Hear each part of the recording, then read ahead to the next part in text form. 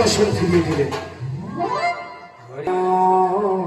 ষোলবতীগণ, রাম রাম হরে হরে। তোমাদের আজ আমি মনের বাসনা পূর্ণ করতে পারলাম। কেন জানো? কারণ তোমাদের সম্মুখে বাধা হয়ে দাঁড়িয়েছে লজ্জা। তোমরা আমাকে প্রতিরূপে পেতে চেয়েছিলে। কাত্যায়নী ব্রত করে তোমরা মায়ের কাছে কি বল চেয়েছিলে যে মা গো, আমরা যেন গোবিন্দকে নিজ প্রতিরূপে পেতে পারি। আর সেই স্বামী হয়ে এসেছিলাম তোমাদের কাছে। স্বামীর কাছে লজ্জা কিসের? তাই তোমাদের কাছে বাধা হয়ে দাঁড়িয়েছে লজ্জা। তাই আজও তোমাদের মনের বাসনা আমি পূর্ণ করতে পারলাম। তবে সর্বজনপিগণ, তোমাদের মনের বাসনা আমি পূর্ণ করবো কবে জানো? আগত শারদীয়া পূর্ণিমা তিথিতে।